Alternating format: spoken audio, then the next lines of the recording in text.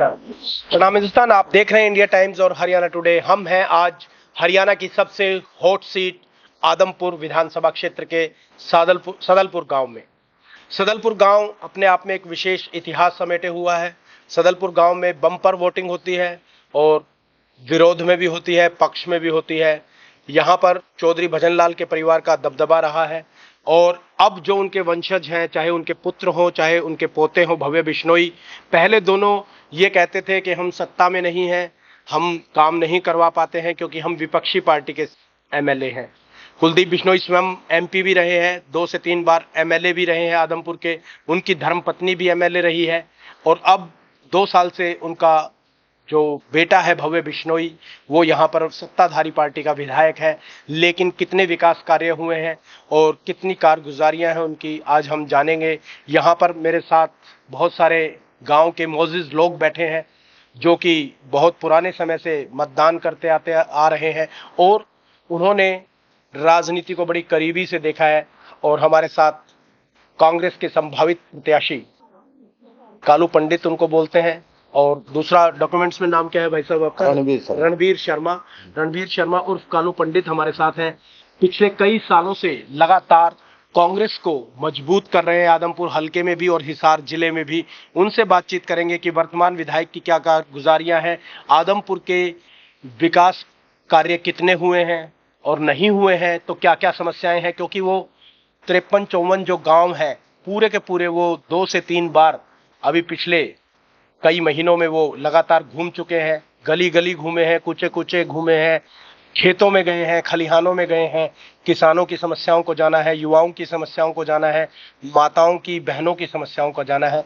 तो ऐसे हमारे कालू पंडित हमारे साथ हैं। पंडित जी, स्वागत है आपका। कैसे हैं? सभी को राम राम मेरी जी। तो जैसा कि जो वर्तमान विधायक है भव्य बिश्नोई, उन्हीं के बारे में बात कर लेते हैं। सबसे पहले वो कहते हैं जी हमने 700 करोड़ रुपए के विकास कार्य करवा दिए हैं।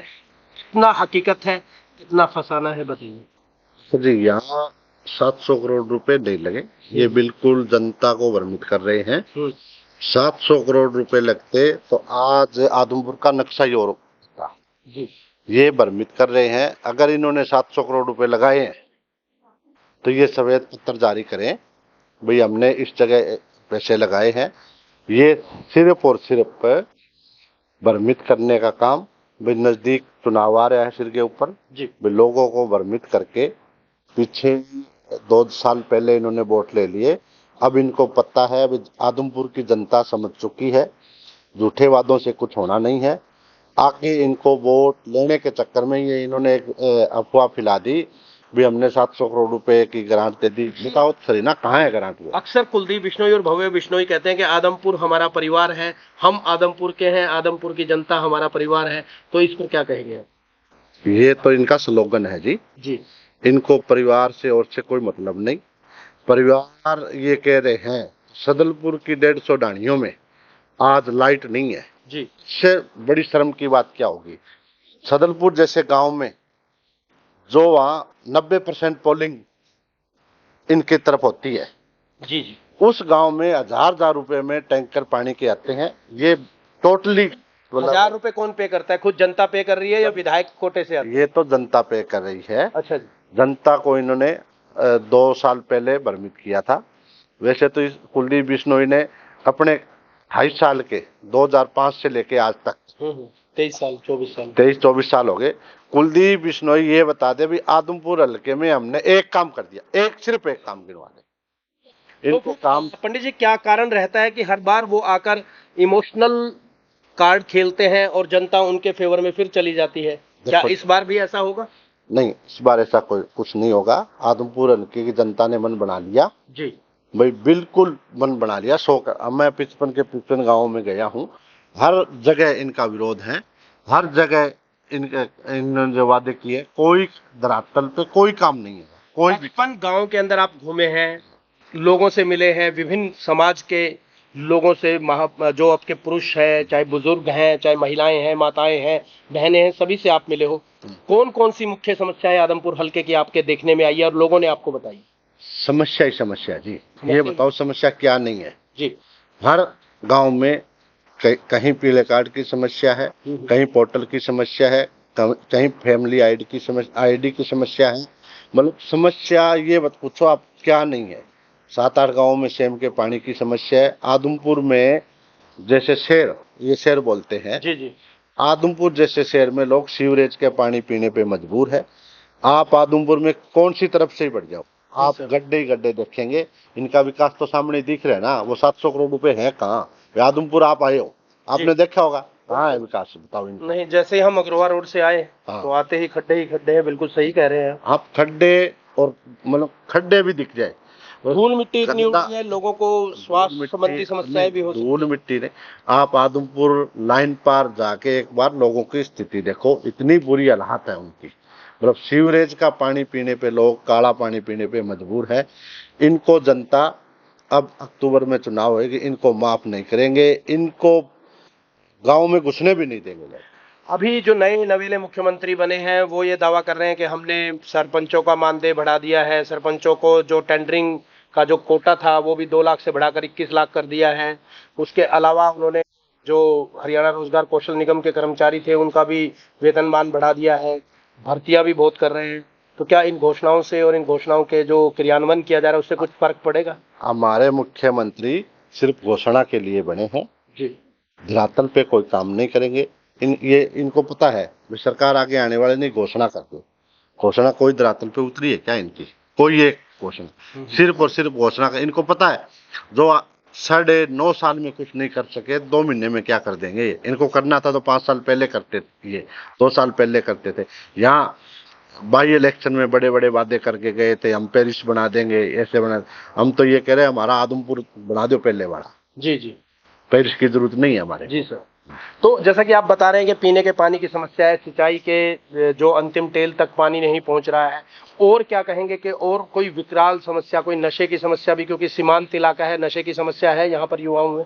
नशे की समस्या बहुत ज्यादा है जी। नशा सदलपुर से लेके बालसमंद तक हर गांव में 200-300 लड़के खराब हो रहे हैं। नशा और अपराध इतना बढ़ गया इस 10 साल में, आप सोच नहीं सकते। जी। तो जैसा कि अपराध भी बढ़ रहे हैं, नशा भी बढ़ रहा है, तो और जो युवकों में बेरोजगारी है, अगर यदि आपकी सरकार बन जाती है और कांग्रेस पार्टी आपको टिकट देती है तो सर्वप्रथम कौन सी समस्या को आप आदमपुर हल्के से दूर करेंगे, उस समस्या का समाधान करेंगे? सबसे बड़ी समस्या यहाँ नशे की है और अपराध की है।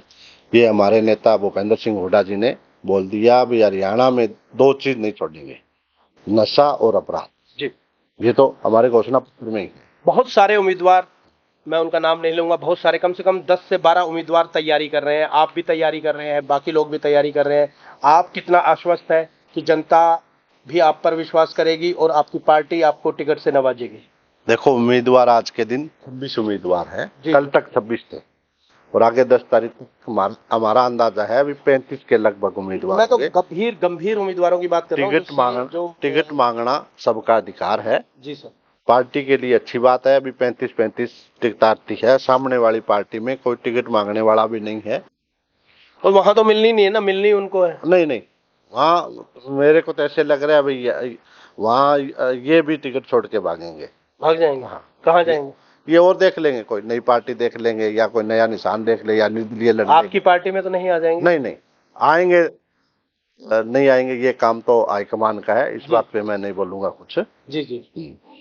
तो जैसा कि आप बता रहे हैं कि कुछ विकास कार्य नहीं हुआ है, यदि आपको चुन लिया जाता है तो आपके ड्रीम प्रोजेक्ट, जैसा आपने एक बताया कि नशे की समस्या है, उसके अलावा और कौन सी समस्याओं का आप प्राथमिकता के आधार पर उनका समाधान करेंगे? देखो, पहले 2004 से लेके 2014 तक हुड्डा साहब ने हरियाणा का नाम रोशन किया।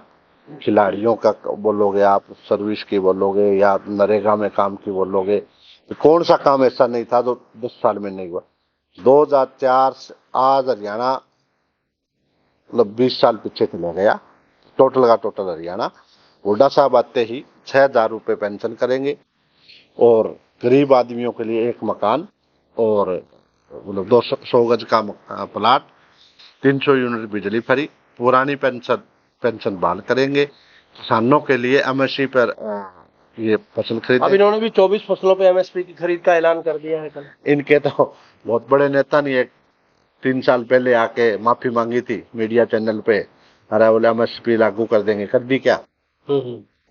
इनको करना धरना कुछ नहीं। एमएसपी तो पहले भी लागू नहीं है, क्या इस सही बार हरियाणा में कांग्रेस की सरकार बनती है तो क्या आप निश्चित तौर पे कह सकते हैं कि एमएसपी लागू हो जाएगी? नहीं, ये तो हमारे घोषणा पत्र में भी है ना जी ये तो जो 15 सूत्री कार्यक्रम है उसके अंदर है जी रही बात आदमपुर की, आदमपुर का नाम पूरे एशिया में था, जी पूरे एशिया में मंडी का। जी जी आज आदमपुर में व्यापारी पलायन करके, क्यों इन्होंने 10 साल में व्यापारियों की मदद नहीं की, न काम धंधा करने दिया।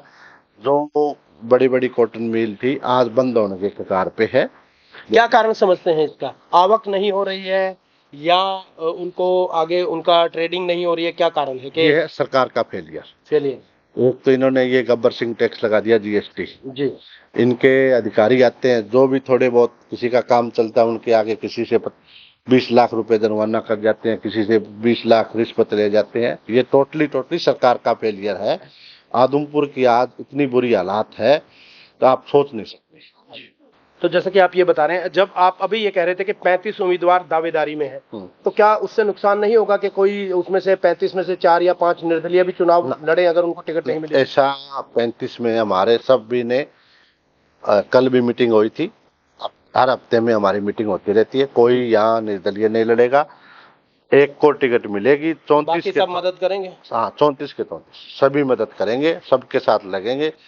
कोई ऐसी क्या आपको ऐसा लगता है कि चमार जाति का जो वोट था वो अभी पिछले लोकसभा चुनाव में हरियाणा में देखे तो बम्पर तौर पे कांग्रेस को मिला है? अभी जो चमार वर्ग की बात करें, उनकी सबसे बड़ी नेता जो कहलाई जाती हैं बसपा की राष्ट्रीय अध्यक्ष मायावती है। मायावती की बसपा का और चौधरी ओम प्रकाश चौटाला की इंडियन नेशनल लोकदल का गठबंधन हो गया है। क्या चमार जाति का वोट कुछ खिसकेगा आपकी तरफ से, आपकी पार्टी से छिटक सकता? देखो, एससी बिरादरी 1977 के बाद में जी पहला ये लोकसभा का चुनाव है जो एससी बिरादरी कांग्रेस के साथ जुड़ी है। और रही गठबंधन की बात, ये गठबंधन सारा बीजेपी का कराया हुआ खेल है जी। किसी तरह कांग्रेस को रोकना। एससी बिरादरी कांग्रेस के साथ है और रहेगी आगे, साथ एससी बिरादरी कांग्रेस के साथ ही रहेगी, कांग्रेस के साथ रहेगी। हाँ। आप घूम रहे हैं तो ऐसी बिरादरी के लोग आपको मिले होंगे, बड़े बुजुर्ग भी मिले होंगे। क्या उन्होंने आपको वायदा किया, आश्वस्त किया है कि वो आपके साथ हैं, आपकी पार्टी के साथ हैं? देखो, यहाँ बाई इलेक्शन हुआ था, जी जी। जितनी एससी बिरादरी की बूथें थी हर बूथ पे कांग्रेस जीती है। 2022 में आदमपुर में बाई इलेक्शन हुआ था, हाँ जी। उसमें एससी बिरादरी की जितनी बूथें थी उसमें लोकसभा में क्या हर बूथ पर यही रिजल्ट लोकसभा में था। लोकसभा में तो उससे भी बढ़ के वोट आए हैं। एससी बिरादरी भी समझ चुकी है कि जो अभी गठबंधन हो रहा है वो सिर्फ और सिर्फ कांग्रेस को रोकने के लिए हो रहा है। ऐसा गठबंधन में और में कुछ नहीं होना। अभी एक और भी गठबंधन होगा इनका आपसी में, जेजेपी और इनोलो, बीजेपी और ये सब मिलके मतलब गठबंधन करेंगे। महम से निर्दलीय विधायक हैं बलराज कुंडू, उन्होंने भी हरियाणा जनसेवक पार्टी बना रखी है। वो भी अपने कैंडिडेट खड़े करेंगे जहां पर जाट बहुल सीटें हैं।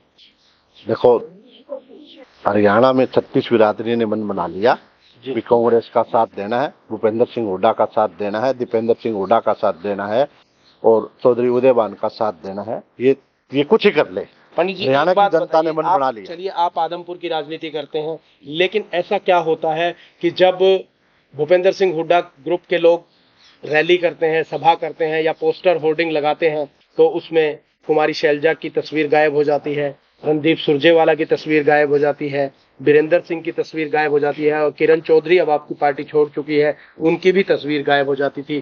कब एक ऐसा दिन आएगा जब आम जनसभा होगी तो भूपेंद्र सिंह हुड्डा, कुमारी शैलजा या उन दोनों के जो वफादार नेता हैं वो सभी एक मंच पर होंगे?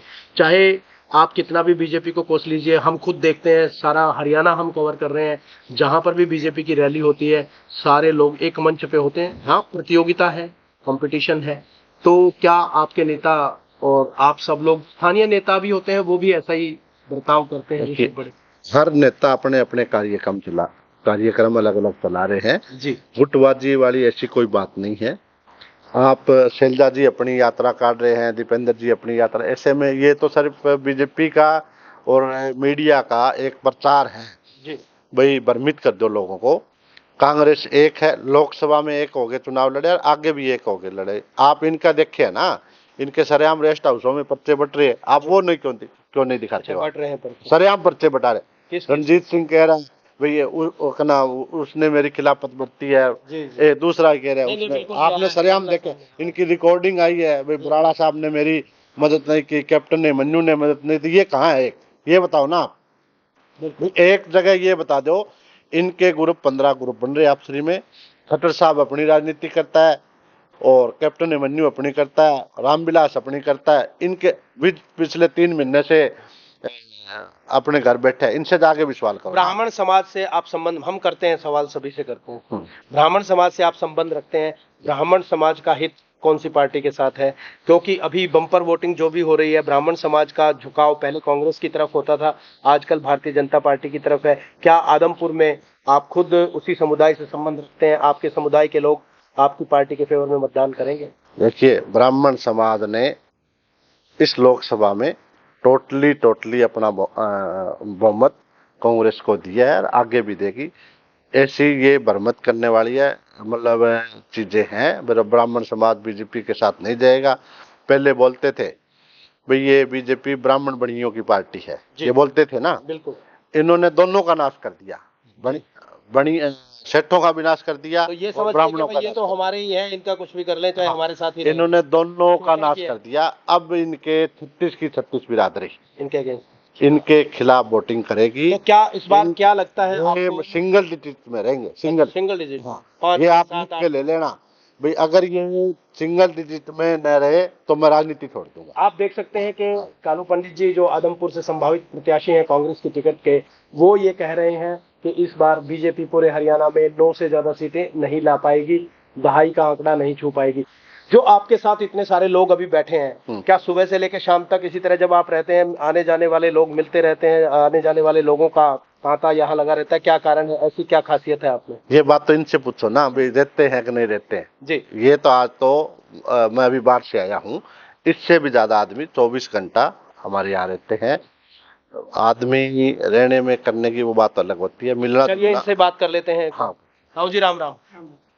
क्या लगता है इस बार कांग्रेस की टिकट पंडित जी को मिलेगी? बड़ी खुशी से मिलेगी? बड़ी खुशी से आश्वस्त है आप? हाँ समझता है।